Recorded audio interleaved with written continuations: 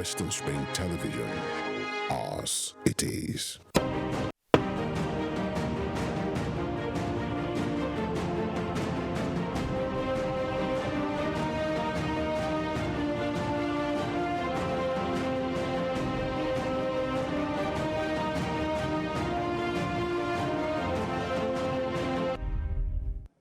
Here are the top stories of the news. INEC declares Akarachi Amadi winner of Imo's Mbetoli Ikeduru Federal Constituency Supplementary Election. Death toll from Saturday's bandit attack at Runju village in Kaduna State rise to 33. On the foreign scene, nearly 100 people killed as explosion and gunfire were reported this morning in Sudan's capital, Khartoum. Good afternoon and welcome to Spring News at 12 on Western Spring Television. My name is Evelyn Ohiola. We begin with politics, where the Independent National Electoral Commission INEC has announced 29-year-old Akarachi Amadi the winner of the supplementary election for Mbetoli Ikeduru Federal Constituency of Imo State held on Saturday. The Federal Constituency Returning Officer, Professor Boniface Okoro, announcing the results, said the candidate of the All Progressives Congress APC polled the highest number of votes. Professor Okoro disclosed that Amadi got a total of 21,372 votes, while his closest rival, Uche Ogbuagu of the Labour Party, scored a total of 18,296 votes. The incumbent and the candidate of the All Progressives Grand Alliance, Henry Nwawuba, garnered 7,202 votes, while the People's Democratic Party candidate, Usman Ukanacho, polled 6,681 votes. Meanwhile, in Adamawa, the Independent National Electoral Commission INEC has tasked security agencies to arrest and prosecute those who brutalized one of its national commissioners deployed to Adamawa State for Saturday's supplementary governorship poll. INEC National Commissioner Festus Okoye disclosed this to newsmen in Bini Kirby yesterday, stating that the National Commissioner cannot be treated as a common criminal. He called on security agencies to unmask those who engaged in the act, adding that they must be arrested and prosecuted. Mr. Okoye added that the resident electoral commissioner in Adamawa, Yunusa Ari, has arrived Abuja over the invalid declaration of Aisha Binani Dahiru of the All Progressives Congress APC as the winner of the governorship election. Similarly, the People's Democratic Party PDP has demanded the arrest of the resident electoral commissioner for Adamawa State, Hudu Yunusa Ari. The party, in a statement by its spokesman Debo Ologunagba yesterday, said the declaration of Aisha Binani as winner of the Adamawa State governorship election while the collation was ongoing is illegal. The party stated that such move is seen as usurping the duties and powers of the returning officer, Professor Muhammad Mele. The PDP's reaction came a few hours after the Independent National Electoral Commission INEC suspended the collation of the exercise in the state. INEC National Commissioner and Chairman of the Information and Voter Education, Barrister Festus Okoye, slammed the action of the Adamawa REC, saying it usurps the power of the returning officer. In the meantime, Sokoto State Governor Aminu Waziri Tambuwal has described his electoral victory at the just concluded senatorial election as one ordained by God. The governor made this known while speaking with journalists shortly after his declaration as the senator-elect by the Independent National Electoral Commission. He assured the people of the senatorial district of adequate representation, promising to use his vast experience as a three-term member of the Federal House of Representatives to bring development to the people of this district. The governor further used the opportunity to appeal to politicians in the state to always allow the will of the people to prevail in every circumstance. In Kogi, a former senator who represented Kogi West in National Assembly, Dino Melaye, has won the People's Democratic Party PDP ticket for the Kogi State governorship election scheduled for November 11, 2023. Dino polled 313 votes to defeat his closest rival, Jabiru Usman, who polled 127 votes. The chairman PDP Primary Election Committee, Ahmed McCarthy, announced the results yesterday at the end of the indirect primary held in Lokoja, the Kogi State capital. A former Deputy Governor, Yomi Awoniyi, scored 77 votes, while the PDP governorship candidate in 2019, Musa Wada, polled a total of 56 votes. Dino will contest the November 11, 2023 poll alongside a former Auditor General of Local Government in Kogi State, Usman Ododo, who is the candidate of the All Progressives Congress APC in the state.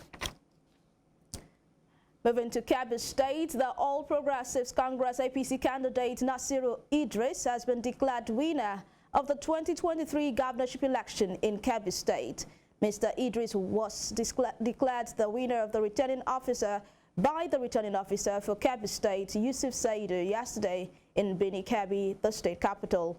Professor Saidu said Mr. Idris polled a total of 409,225 votes to beat his close rival of the People's Democratic Party, Major General Aminu Bande, retired, who garnered 360,940 votes.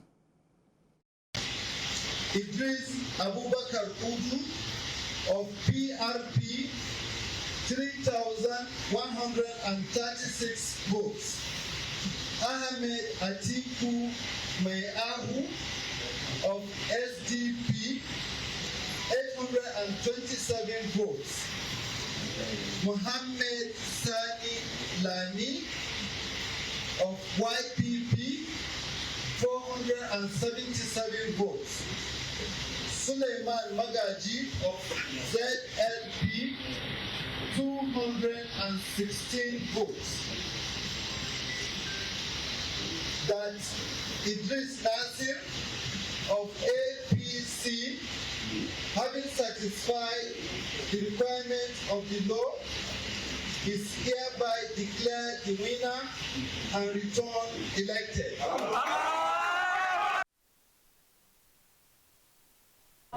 The death toll from Saturday's bandit attack at Runju village in the Zango Kataf local government area of Kaduna State has risen to 33. The chairman of the local government, Francis Sani, disclosed this, stating that over 40 houses were burnt down by the attackers, while 7 persons sustained varying degrees of injuries. Meanwhile, the 33 victims of the attack have been given a mass burial amidst tears by relatives and members of the community who gathered to witness the funeral service. Residents further called on security agencies and the government to urgently stop the lingering insecurity in the southern part of the state before they are completely wiped out. In Rivers, troops of the Nigeria Army have besieged Ndele community in Emoha local government area of Rivers State after the community vigilante group allegedly attacked 2 of its men. It was gathered that trouble started when 2 soldiers deployed to guard crude oil pipeline installations in the area were allegedly attacked and disarmed by some members of a local vigilante group, and the local government with their rifles reportedly taken away on Saturday night. Residents reported hearing gunshots even as they said the soldiers' uniforms were also carted away along with their rifles. When contacted, the local government chairman Chidi Lloyd confirms the incident in a telephone call with newsmen. He reveals that from the information he was able to gather showed that a notorious criminal disarmed 2 soldiers and took away their rifles. He further added that when a Nigerian soldier is disarmed, collateral damage must be expected. Elsewhere, the National Drug Law Enforcement Agency NDLEA FCT Command seized 2,265.677 kilograms of different drugs between January and March in the territory. The FCT commander of the agency, Kabirul Sakua, made this known in an interview with the News Agency of Nigeria this morning in Abuja. Mr. Sakua said operatives also arrested 123 suspects for drug-related offenses in the territory within the period under review. It said the drugs seized were cannabis sativa, cocaine, psychotropic substances, among others.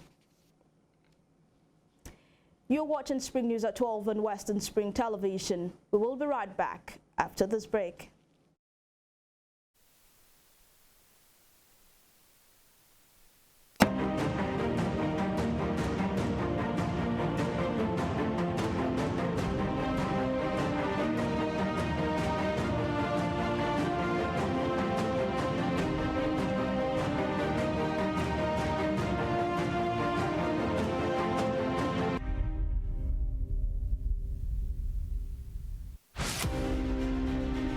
The Berlin Conference of 1884 defined the configuration of Africa, which hitherto existed as a continent of multiple kingdoms and empires under native rulers. The conference, otherwise referred to as Congo Conference, regulated European colonization and trade in Africa as initiated by German leader Otto von Bismarck. The Berlin Conference is often called the scramble for and partitioning of Africa, as each of the imperial powers carved separate portions of the continent for themselves without recourse to racial and cultural identities and differences. 137 years after the Berlin Conference was held, Africa remains a legitimized playground for European nations that sought to exploit its wealth and resources and manipulate its human capital to promote trades and investments of Western powers. Western Spring Television identifies Berlin Conference as a major event in history.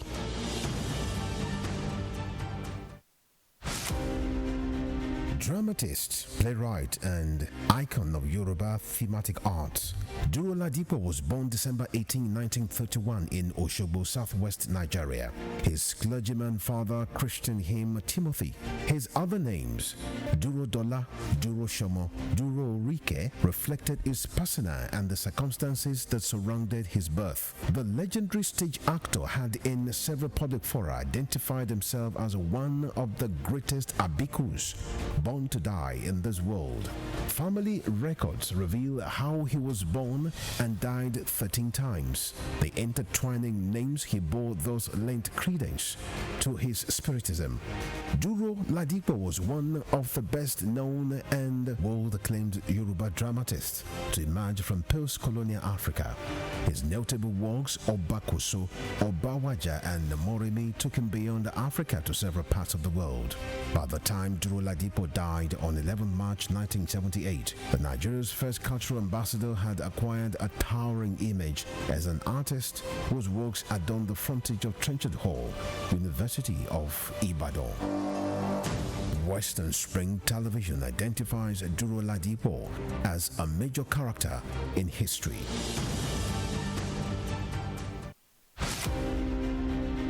The British Empire was the largest and the most powerful in the world. At its zenith, the empire embraced a quarter of the Earth's land surface and imposed her imperial majesty's rule on more than 458 million peoples across nations and continents. The empire took off with overseas possessions and trading posts established by England, spread over 3 million kilometers between 16th and early 18th century. Like previous empires, the British Empire began to crumble on its weight of overstretched territories and growing unrest in our various colonies. Today, the British Empire no longer exists. What is in place is the Commonwealth of Nations, a loose association of sovereign states which recognize the King of England as the titular head. Western Spring Television identifies the British Empire as a watershed empire in history.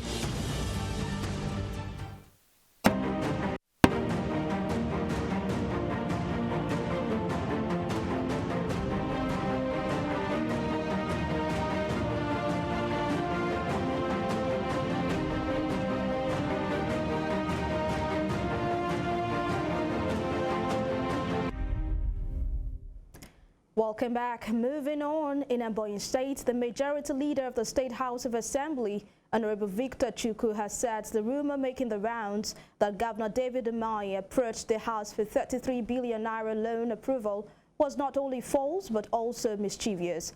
This was as he maintained that the rumor was the handiwork of desperate opposition in the state. He made this known during a meeting with journalists in Abakaliki yesterday night, noting that the governor never approached the house for any form of a loan. It said the governor does not need such an amount less than a month before the expiration of his tenure.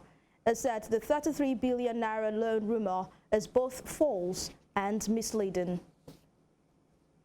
Now talking business, aviation unions are set to begin a two-day warning strike today, a move which is expected to disrupt activities across airports in the country. Domestic and international airlines are likely to be forced to cancel their flights as aviation workers down tools and protest against what they say is the government's failure to address their concerns regarding national minimum wage, consequential adjustment and working conditions. Union leaders had yesterday said they were left with no choice but to take a drastic action to force the federal government to implement earlier agreements reached on minimum wage and workers' general welfare.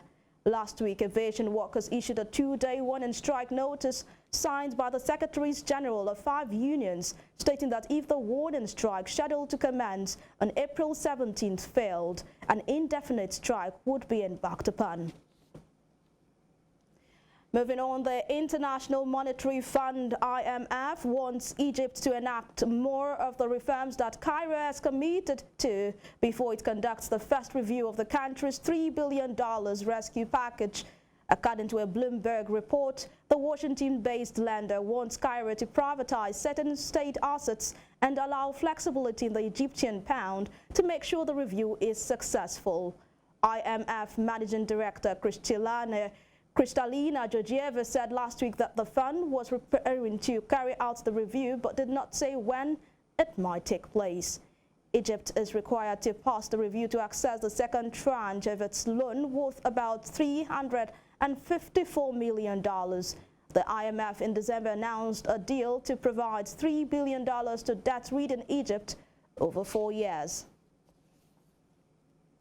South Korea and Japan's finance ministers will hold a bilateral meeting early next month for the first time in 7 years, heralding closer cooperation in economic policy that has been hampered by diplomatic conflict.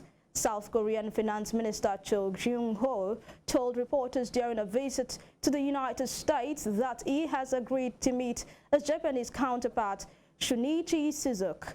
He disclosed that they will meet on the sidelines of the Asian Development Bank ADB annual meetings due to the held on 25th of May in Incheon, South Korea. Mr. Chu stated that the meeting was significant in that it will be the first step towards reviving regular bilateral meetings. Regular annual meetings between the two countries' finance ministers have been suspended since 2016 due to dispute over wartime history. On the foreign scene, explosion and gunfire have been reported this morning in South Sudan's capital, Khartoum, with fighting in the country entering its third day. According to the Sudanese Doctors Union, almost 100 civilians have been killed since the violence began on Saturday. The fighting follows a rift between the leaders of Sudan's army and a rival paramilitary group, the Rapid Support Forces, RSF. Regional leaders, including the President of Kenya and South Sudan, say they hope to travel to Sudan today to help end the violence. United States Secretary of State Antony Blinken has also joined the call for the warring sides to end the fighting and return to talks.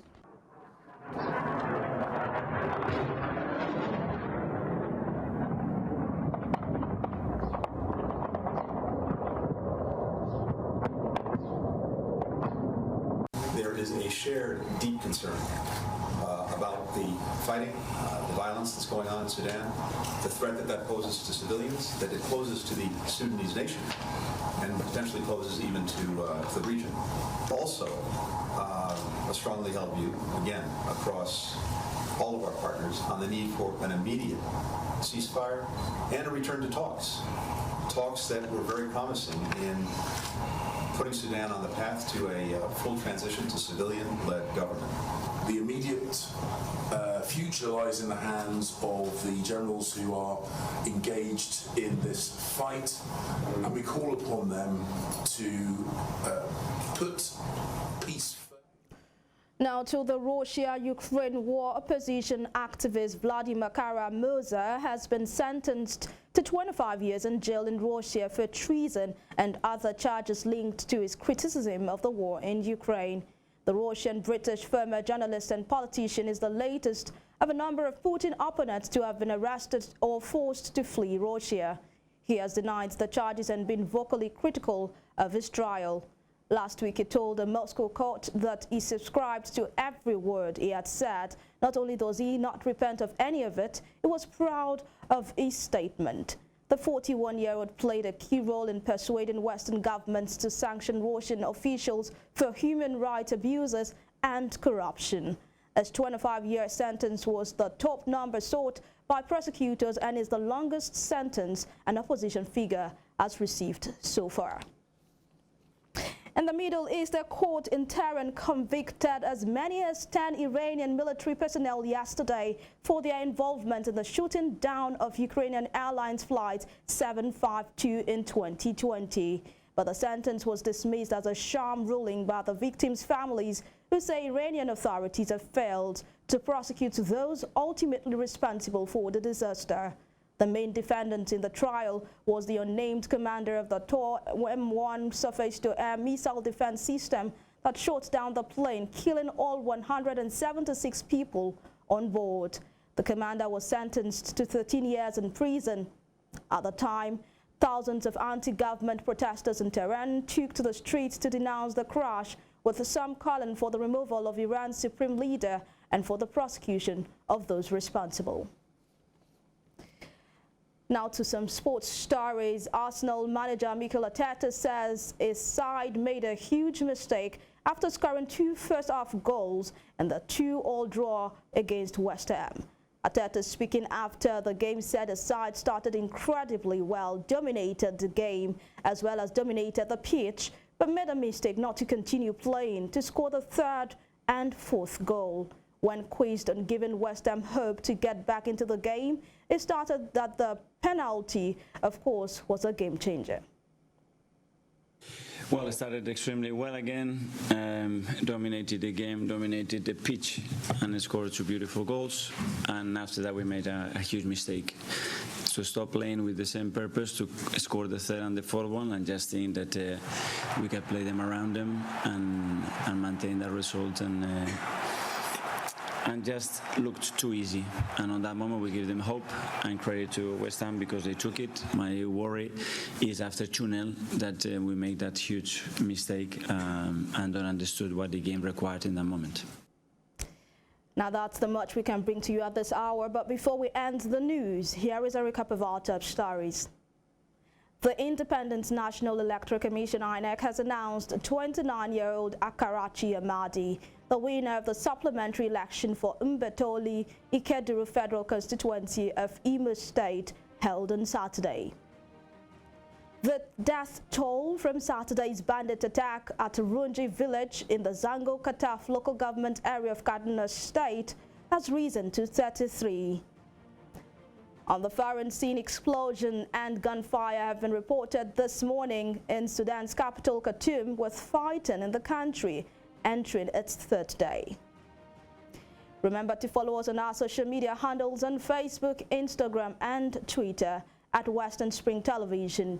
You can also watch us live on our YouTube channel at Western Spring Television. That ends Spring News at 12. I am Evelyn Ohiola. Many thanks for your time.